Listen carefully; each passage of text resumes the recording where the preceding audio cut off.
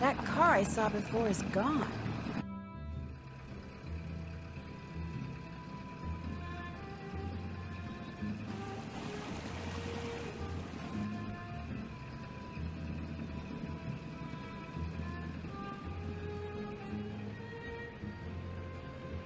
Hello, I'm looking for Jim Archer. Right through that door. Hello! Are you Nancy Drew? Sounds like Emily called you. Yes, ma'am. Jim Archer. I'm founder, president, manager, and just about everything else you can name when it comes to this fine enterprise. Did Emily tell you why I'm here? She just said you were coming and that she'd appreciate it if I would talk to you. Terrible thing, losing her mother like that, then being saddled with that restaurant, especially now. My dad says banks aren't doing too well these days. Ever since the stock market crashed, one business after another has closed, including banks. President Hoover keeps saying that a recovery is just around the corner, but you have to wonder.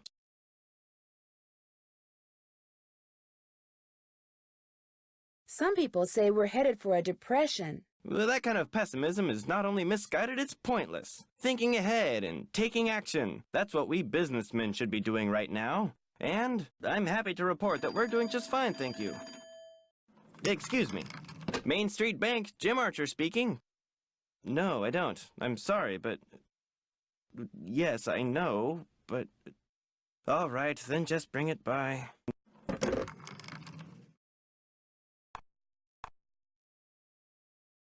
Sorry for the interruption. How can I help you? Do you happen to know whether the jewelry Emily inherited from her mother was insured? Well, I know for a fact that it was not. Why? Because someone snuck into the inn today and stole it. Oh, no. I heard there'd been a fire in the kitchen, but when it rains, it pours, doesn't it? I told Gloria not to let that policy lapse. Did Gloria always rely on you for business advice? Sometimes. You see, I have experience in the law as well as accounting, but in this case, she wouldn't listen to me. She felt that since Josiah Crowley would be leaving her a large sum of money when he died, or so she thought, paying to insure her jewelry just wasn't necessary. How well did you know Josiah Crowley? Well enough for him to name me executor of his will. An executor is the person who makes sure the terms of a will are carried out. Did he leave you anything? He'd given me the impression that I would be well taken care of when he passed on, too. But when I finally read his will, it all went to Topham. Where did Josiah keep his will? He'd hidden it in a chest of drawers in his house. It took me months to find it. When he named me executor, he said he'd tell me where it was hidden when the time was right, whatever that meant. How did Josiah die? He was sitting in the public library reading when, apparently, his heart just decided it was time to stop. What was he reading? His favorite book, The Make-Up Secrets of Lon Chaney. The will you found in Josiah's house. Is it possible that Josiah didn't really write it? Well, the thought that it could be a forgery did cross my mind. But an expert verified that the will had been typed on Josiah's typewriter and signed in Josiah's hand. But Richard Topham lived in Josiah's house. He had access to his typewriter, and he could have copied his signature. As far as the law is concerned, the matter is closed, Miss Drew. But it's possible that Josiah's real will is still out there. Are you sure he never gave you any clue as to where he'd hidden his will? Whenever I asked him, he said he'd tell me when the time is right. Although, he got a safe deposit box here about 3 years ago.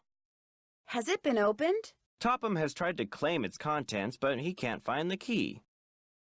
If Topham can't find the key, maybe it's because it wasn't in Josiah's house. Now, Miss Drew, I wouldn't go jumping to any conclusions. How well do you know Jane Willoughby? You know, Emily's guardian? Not well at all. Met her once or twice. Seemed a little flighty. What was Emily's mom like? Had a good head on her shoulders. Friendly, too. Having a big slice of blueberry pie at the Lalakin was always a real treat. It'd be nice if Emily could carry on the tradition, but times are just too tough. If she's smart, she'll sell before the bills start piling up. I guess I'll be going. Nice talking to you. Is this your car? Yes, it is. Bought and paid for.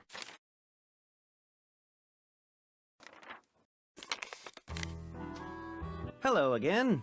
Was that your car I saw parked near the Lilac Inn this morning? I haven't been there in months. You saw someone else's car. It's a very popular make and color, you know. Whosever car it wasn't there after the fire. Probably just someone sneaking onto that miniature golf course that Josiah built back there. Or bootleggers. I hear they frequent that area too. I guess I'll be going. Nice talking to you.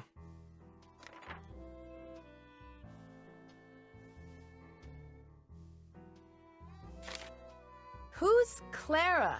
Clara Pickford is this lonely old woman who comes in here every once in a while. Took a shine to me for some reason. Insisted on giving me that picture. Don't you ever use this typewriter? That used to be Josiah Crowley's. It was the only thing he left me in his will. Naturally, it doesn't work. The keys always jam. October 9, 1929. Dear Mrs. Sheldon, here is the trivet I said you could borrow for your party at Twin Elms. Please take care of it because I will want it back someday. Your friend, Josiah C. I wonder if Josiah ever got his trivet back.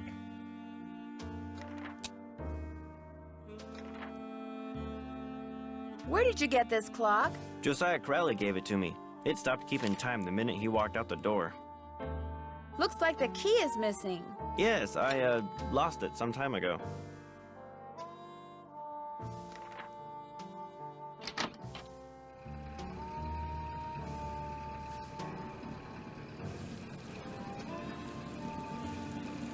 Something I can do for you? Well, my name's Nancy Drew, and my father said Say no that... more. You're here to pick up some papers. They're in that envelope. Thank you. You're welcome. Say, is that your roadster out there? Yes, it is. Did I park somewhere I shouldn't have? No, it's just that my regular driver never showed up today, so I've got no way to deliver all these telegrams. How would you like to earn some extra cash? You mean you want me to deliver them for you? You've got a car, you're trustworthy, or at least your father thinks you are, so what do you say? I'll pay you 25 cents each time you complete a delivery. And you might even get some tips. Okay, sure. Great, you're hired. Here, deliver this to Seymour out at Blenheim Nursery. Come back when you're done and I'll pay you and give you another telegram to deliver. Great. See you in a little while.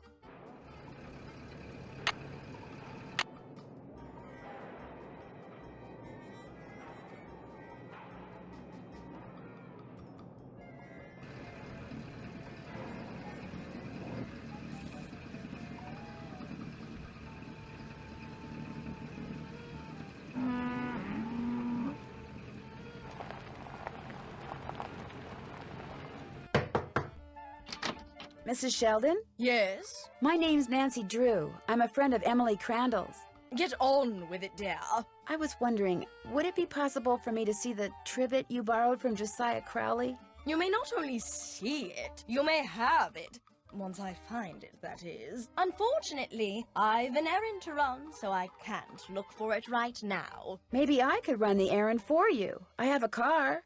So I see. A rather expensive car at that. Very well, Miss Drew. Go fetch my bridge cards from Miss Drakowski, and upon your return I shall present you with that trivet. Who's Miss Drakowski? The local telephone operator. You can find her at her house, or Titusville Telco, as she insists on calling it. The switchboard is in her parlor. As you can imagine, she never entertains. I, on the other hand, am expecting company within the hour, so do hurry.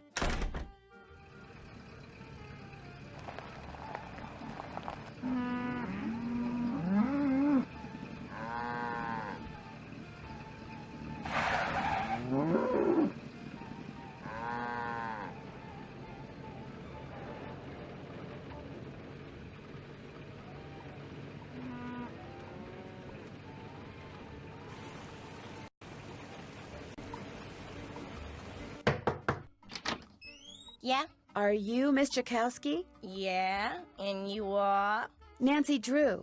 I'm a friend of Emily Crandall's. You know, at the Lilac Inn. Oh, yeah! I put you through to your father, didn't I? You pick up those papers for him yet? Actually, Wait a minute. How did you know about that? See this headset I'm wearing? I plug it in and what do you know? I hear things. Look, I'm kind of pressed for time. Going to a party and it takes me a while to get dolled up.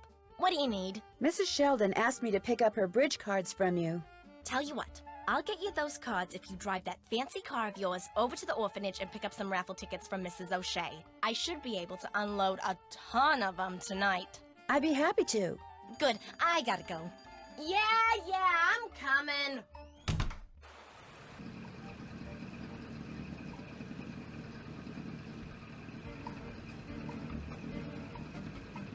Hello, I've got a telegram for Seymour. Just leave it on the desk there.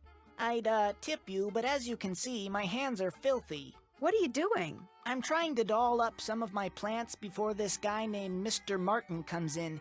He's a big cheese at some oil company, and I'm hoping he... Ow! Did that plant just bite you? It did kind of feel that way. I think I'll be going now. Bye!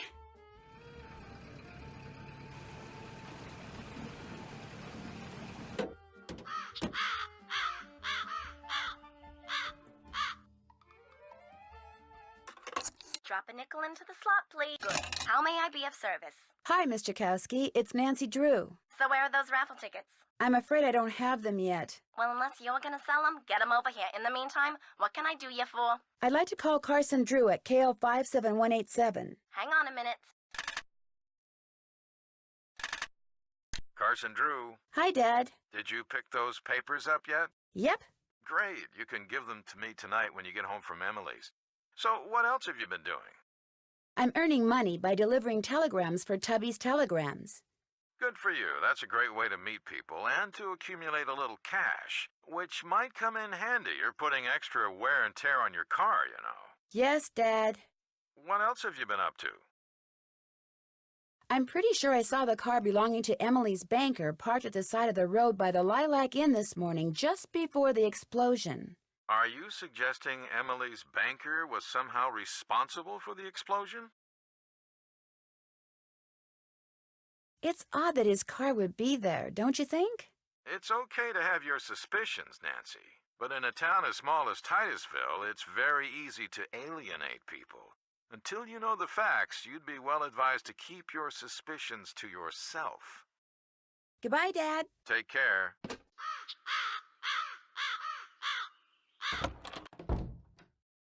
Oh, Nancy, I'm afraid there's been more trouble. Don't tell me something else blew up. It's Emily. Oh, this is silly. I'm her guardian. I should just make her sell this place. She's only 17, for Pete's sakes. She should be out meeting boys and going to parties, not trying to run a business. Miss Willoughby, what happened? Just go ask her and make her tell you everything.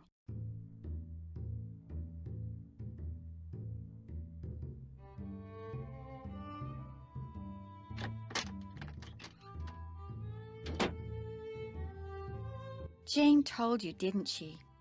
What happened?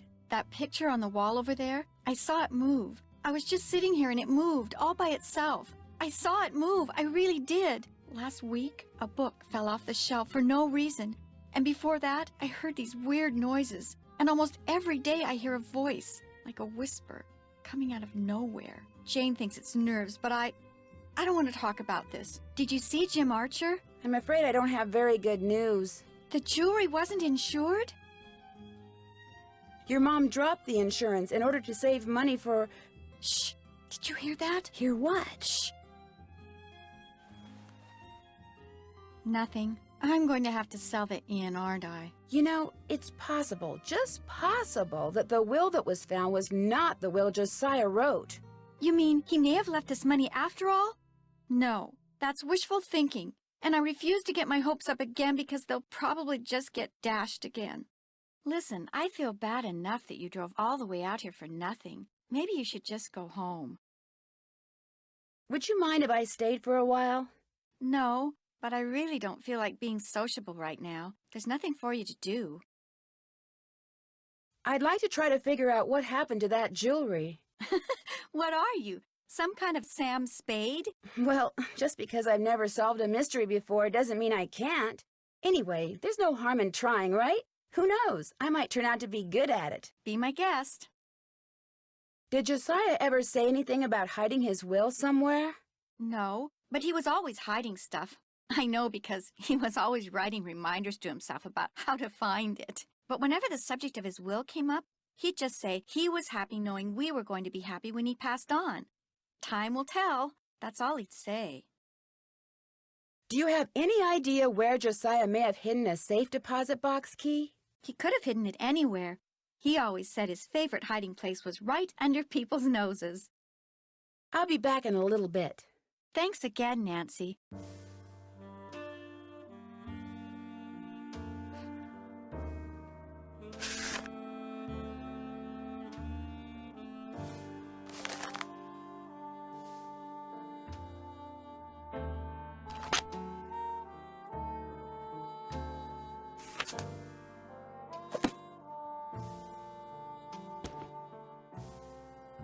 What could have made this picture move?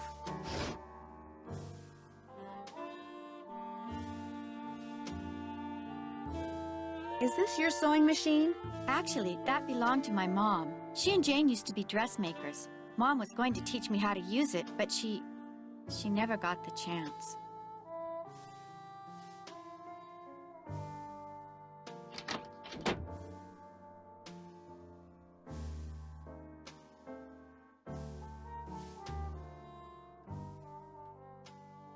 So, what did Emily say? Did she tell you about the pictures and the voices? How long has this been going on?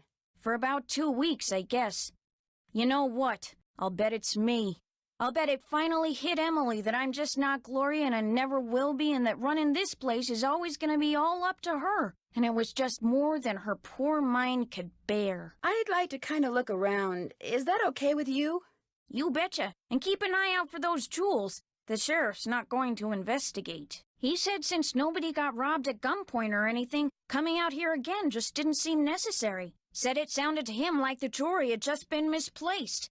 You see, it only felt fair to tell him about Emily's, delicate state of mind. Well, I'll talk to you later. Bye now.